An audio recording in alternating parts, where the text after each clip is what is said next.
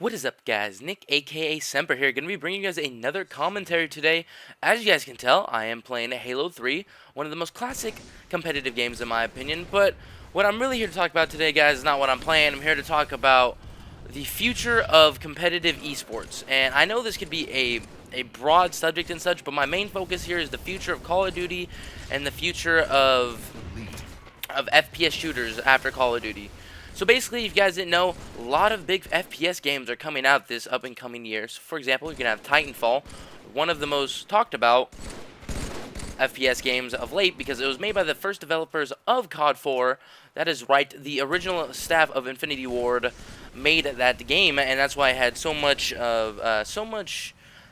hype as of right now because so many people are dying to play it. And then another game that I'm going to be talking about is Halo 5. Which I know isn't going to be released for about another year or so, but still, it's going to have a lot of influence here on my conversation today with you all. Alrighty, so let's get right into it. So, where is Call of Duty at right now in this day and age as an FPS game competitively?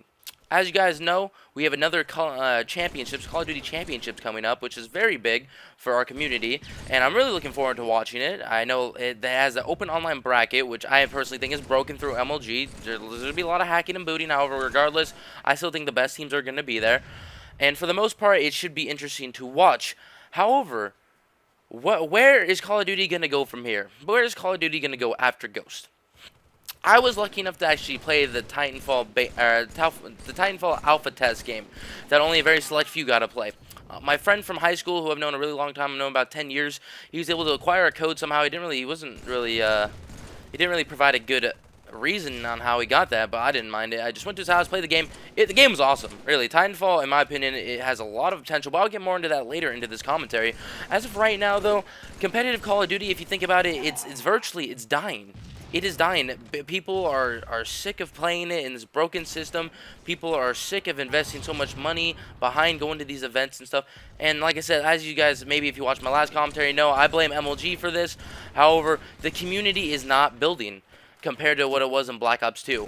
And I know a lot of people are going to say that it's Infinity Ward's fault, it's Activision's fault for not helping us build like Treyarch was able to do with Activision.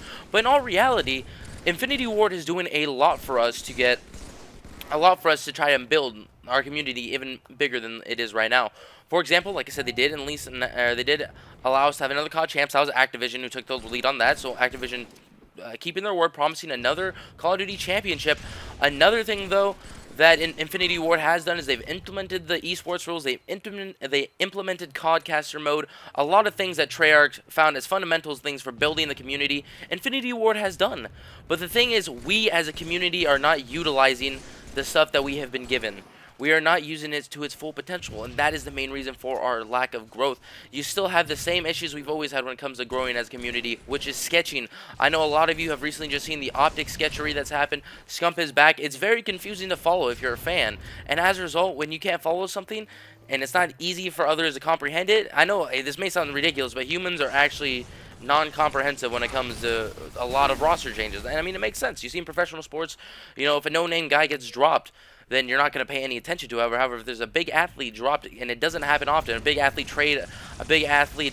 turns into a free agent, all this stuff is massive in sports media.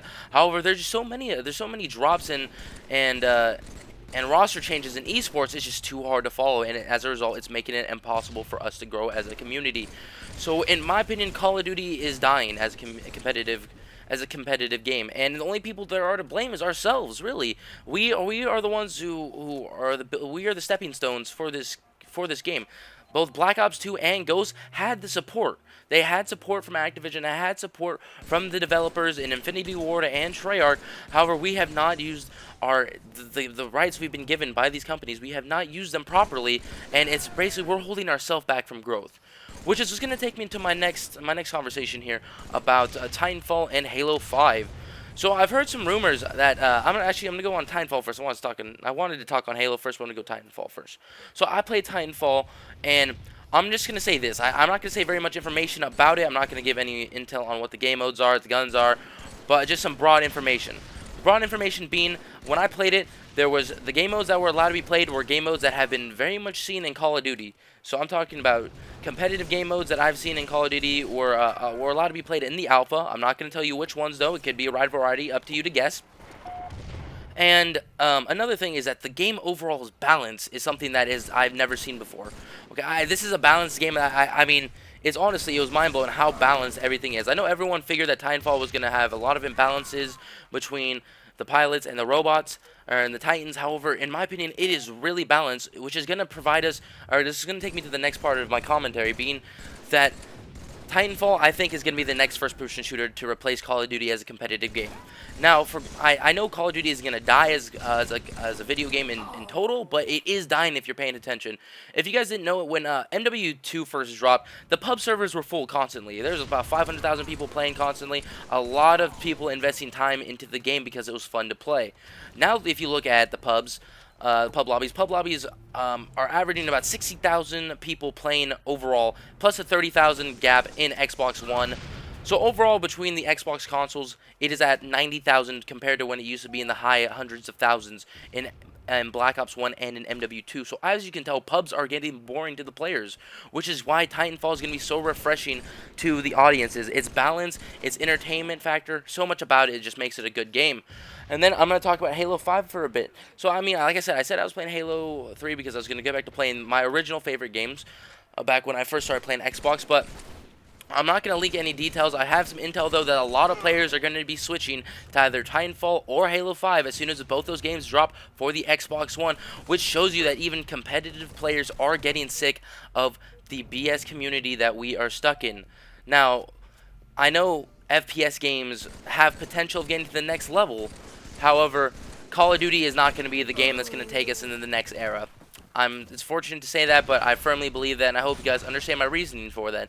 Anyways, guys, this has been Nick, aka Semper. Hope you guys enjoy your day off on Martin Luther King's Day. I am going to be providing more commentaries.